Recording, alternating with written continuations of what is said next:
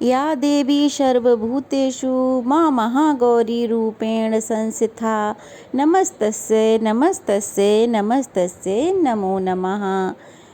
अष्टमी तिथि के दिन माँ महागौरी की पूजा की जाती है। माँ महागौरी की कृपा आप सब पर बरसती रहे, आपके घर परिवार में सुख शांति बनी रहे। तो चलिए आज का वीडियो शुरू करते हैं। उससे पहले अगर नए हैं तो प्लीज़ चैनल को सब्सक्राइब कर दीजिए, वीडियो को लाइक और शेयर कर दीजिए। जय माता दी। आप सभी को दुर्गा अष्टमी की बहुत बहुत शुभकामनाएं। अब नवरात्रि का पर्व समाप्ति की ओर है और आज महाअष्टमी के दिन जो कि माँ महागौरी को समर्पित है। आज के वीडियो में आप सुनेंगे माँ महागौरी की कथा और आरती। उम्मीद करती हूँ आपको ये कथाएं पसंद आ रही होंगी। पसंद आ रही हो तो प्लीज कमेंट बॉक्स में जय माता दी लिखना बिल्कुल मत भूलिएगा। ये बात तो आप सब जानते ही होंगे कि एक बार देवी पार्वती भगवान शिव से नाराज हो गई थीं, क्योंकि भगवान शिव ने हास परिहास में उन्हें काली कलूटी कह दिया था। और फिर उसके बाद देवी पार्वती ने बहुत कठिन तपस्या की और उन्होंने यह कठिन तपस्या श्री ब्रह्मा जी से वरदान पाने के लिए की थी। तब जाकर ब्रह्मा जी से मिले वरदान के बाद उनका जो वर्ण था वो अत्यंत गौर हो गया, जिसके बाद से वे महागौरी के नाम से विख्यात हुईं। तो चलिए अब माँ की कथा शुरू करते हैं। पौराणिक कथा के अनुसार शुंभ और निशुंभ नाम के दो दैत्य उत्पन्न हुए। वे परस्पर भाई थे। उनके तपोबल से प्रभावित होकर परमेष्टि ब्रह्मा जी ने उन दोनों भाइयों को यह वरदान दिया था कि इस जगत के किसी भी पुरुष से तुम मारे नहीं जा सकोगे।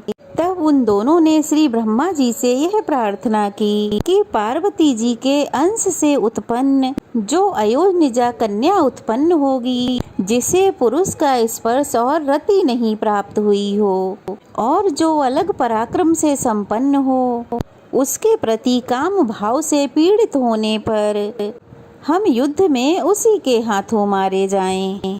और उनकी इस प्रार्थना पर ब्रह्मा जी ने उन्हें तथास्तु कहकर यह वरदान दे दिया। तभी से युद्ध में देवराज इंद्र और अन्य देवताओं को जीतकर उन दोनों दैत्यों ने जगत को अनीति पूर्वक वेदों के स्वाध्याय से रहित कर दिया। तब ब्रह्मा जी ने उन दोनों के वध के लिए एक बार भगवान शिव से प्रार्थना की।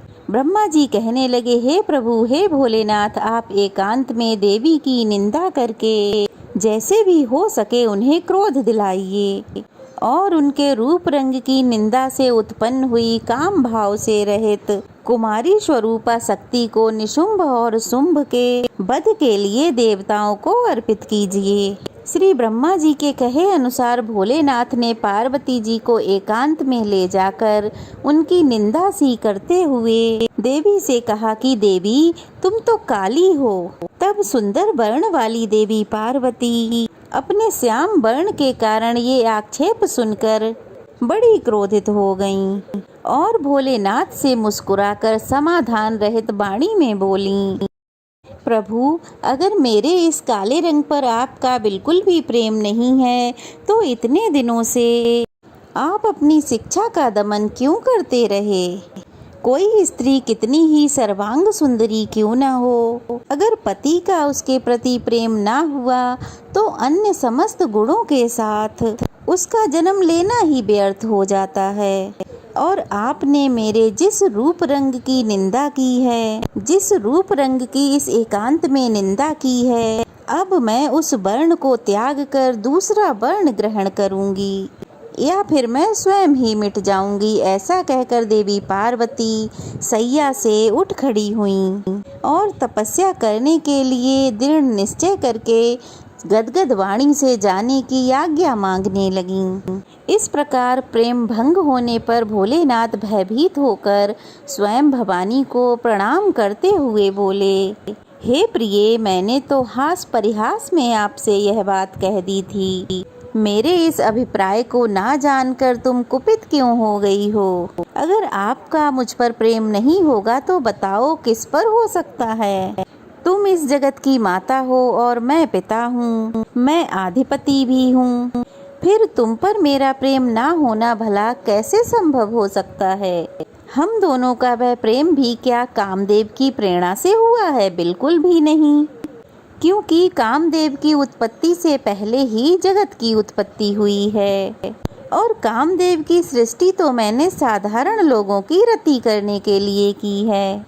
कामदेव मुझे साधारण देवता के समान मानकर मेरा कुछ कुछ तिरस्कार करने लगा था, इसलिए मैंने उसे भस्म कर दिया और हम दोनों का यह लीला विहार भी जगत की रक्षा करने के लिए ही है।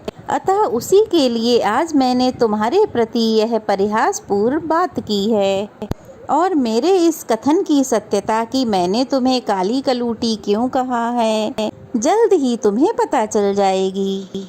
तब देवी कहने लगी, हे भगवान, पति के प्यार से वंचित होने पर जो नारी अपने प्राणों का त्याग नहीं कर देती, वह कुलांगना और अशुभ लक्षणा होने पर भी सत्पुरुषों द्वारा निंदित ही समझी जाती है।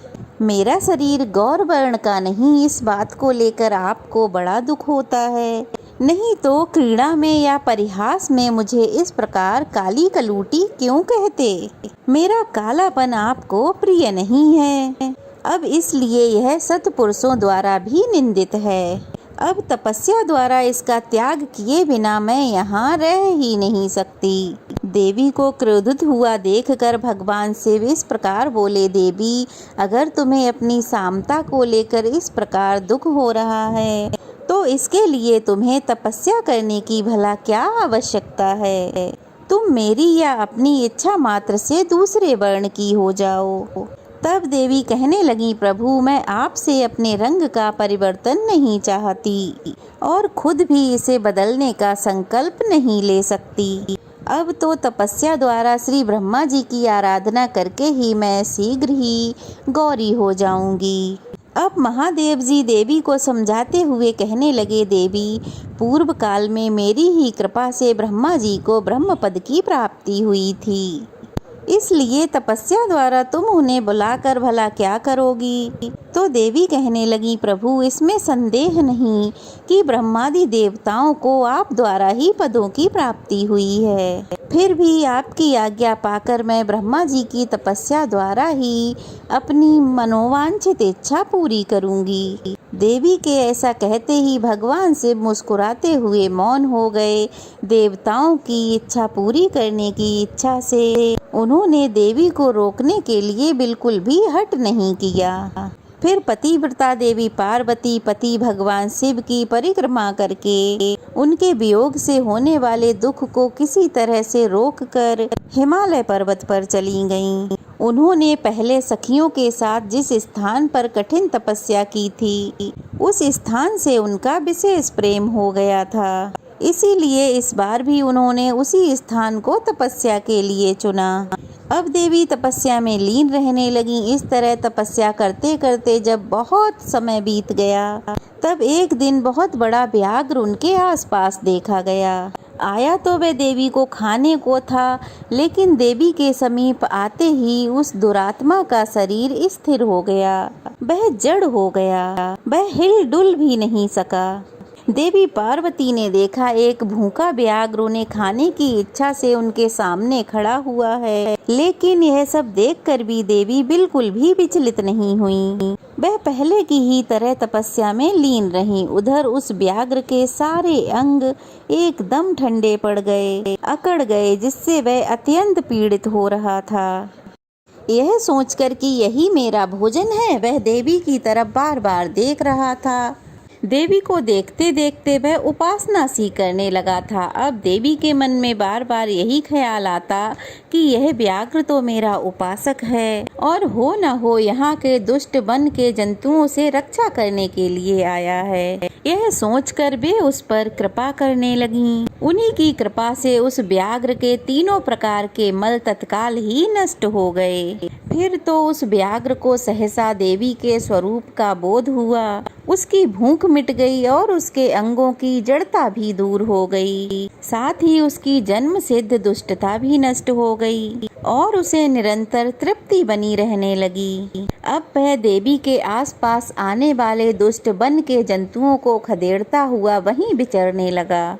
इधर देवी की तपस्या बढ़ी और तीव्र से तीव्र होती गई। उनकी इस कठिन तपस्या से प्रसन्न होकर श्री ब्रह्मा जी वहां पधारे। देवी ने उनके योग्य अर्घ देकर उनका स्वागत सत्कार किया। बदले में उनका भी स्वागत सत्कार करके ब्रह्मा जी उनकी तपस्या का कारण पूछने लगे। बल्कि स्वयं ब्रह्मा जी ने ही तो भोलेनाथ को ऐसा करने के लिए कहा था। जब अनजान की तरह ब्रह्मा जी पूछने लगे तो देवी कहने लगी मेरे शरीर में ये जो श्याम वर्ण है, इसे सात्विक तरीके से त्याग कर मैं गौर वर्ण की बनना चाहती हूँ। तब ब्रह्मा जी बोले, देवी बस इतने ही प्रयोजन के लिए आपने इतनी कठिन तपस्या की? ऐसा क्यों किया? क्या इसके लिए केवल आपकी इच्छा मात्र ही पर्याप्त नहीं थी, या फिर आपकी यह कोई लीला है? अगर आपकी यह कोई लीला है तो आप इसके द्वारा मेरे एक अभीष्ट की सिद्धि कर दीजिए। हे देवी, निशुंभ और सिंभु नामक 2 दैत्य हैं, उन्हें मैंने वरदान दे रखा है। इससे उनका घमंड बहुत बढ़ गया है और वे देवताओं को सता रहे हैं। उन दोनों को आपके ही हाथों मारे जाने का वरदान प्राप्त हुआ है। इसलिए अब देर करने से कोई लाभ नहीं। इसलिए अब आप क्षण भर के लिए सुस्थिर हो जाइए। आपके द्वारा जो शक्ति रची या छोड़ी जाएगी, उन दोनों के लिए वही मृत्यु हो जाएगी। ब्रह्मा जी के द्वारा इस प्रकार प्रार्थना करने पर देवी पार्वती सहसा ही अपनी काली त्वचा के आवरण को उतारकर गौर वर्ण की हो गईं। काली त्वचामयी आवरण रूप से त्यागी हुई जो उनकी शक्ति थी, उसका नाम कौशिकी हुआ और वह काले मेघ के समान कांति वाली कृष्ण वर्णा कन्या हो गई। देवी की वह मायामयी शक्ति ही योग निद्रा और वैष्णवी कहलाती है। उनकी 8 बड़ी बड़ी भुजाएं थीं, जिसमें उन्होंने शंख, चक्र, त्रिशूल आदि आयुध धारण कर रखे थे। फिर देवी ने अपनी सनातन शक्ति को श्री ब्रह्मा जी के हाथ में दे दिया और वही देवी शुंभ और निशुंभ का वध करने वाली हुईं। तब ब्रह्मा जी ने देवी को सवारी के लिए एक प्रबल सिंह प्रदान किया, जो कि उनके साथ ही आया था। उस देवी के रहने के लिए ब्रह्मा जी ने विंध्य गिरी पर निवास स्थान दिया और वहां नाना प्रकार के उपचारों से उनकी पूजा की। फिर देवी ने श्री ब्रह्मा जी से उस व्याघ्र के लिए भी प्रार्थना की और कहा कि हे ब्रह्मा जी, ये व्याघ्र अब मेरी शरण में आ गया है, इसलिए अब मैं इसका त्याग नहीं कर सकती। इसलिए अब इस व्याघ्र को भी मेरे साथ रहने की आज्ञा प्रदान करें। अब देवी गौर वर्ण धारण करके अपने पति के पास अर्थात कैलाश की ओर वापस चल दी। भोलेनाथ के पास पहुंचकर देवी ने कहा, हे नाथ, यह व्याघ्र मैं आपके लिए भेंट लाई हूँ। इसे देखिए, इसके समान मेरा उपासक दूसरा कोई भी नहीं और इसने दुष्ट जंतुओं के समूह से तपोवन में मेरी रक्षा की थी और ये तो मेरा अनन्य भक्त है। जरा देखिए तो मेरी प्रसन्नता के लिए ये अपना देश छोड़कर यहाँ आ गया है। हे महेश्वर, अगर आपको मेरे यहाँ आने से प्रसन्नता हुई है और अगर आप मुझसे अत्यंत प्रेम करते हैं तो मैं ये चाहती हूँ, ये व्याघ्र नंदी की आज्ञा से मेरे अंतःपुर के द्वार पर रक्षकों के साथ रहकर उन्हीं के चिन्ह धारण करके सदा स्थिर रहे। जब भगवान शिव ने कहा, देवी मैं बहुत प्रसन्न हूँ, ऐसा सुनते ही वह व्याघ्र लचकती हुई स्वर्ण जड़ित वेद की छड़ी, रत्नों से जड़ित विचित्र कवच, सर्प की सी आकृति वाली छुरी, रक्त कोचिस भेष धारण करके गणाध्यक्ष के पद पर प्रतिष्ठित दिखाई देने लगा। उसने उमा सहित महादेव और नंदी को भी आनंदित किया था, इसलिए वह व्याघ्र सोम नंदी नाम से विख्यात हुआ। जय माता दी। ये थी माँ महागौरी की विस्तार पूर्वक कथा। चलिए अब माँ महागौरी की आरती करते हैं। ओम जय जय महागौरी मैया, जय जय महागौरी, निस दिन ध्यावत तुमको हरि ब्रह्मा शिव जी। ओम जय जय महागौरी। डम डमरू त्रिशूल धारिणी पापों का नाश करे। वृषभ वाहन पर बिराजे माँ कल्याण करे। ओम जय जय महागौरी। श्वेत वस्त्र माता का छवि है मन भावन। सच्चे मन से पुकारो मैया देगी दर्शन। ओम जय जय महागौरी। गौर वर्ण मैया का साधक रहे प्रसन्न।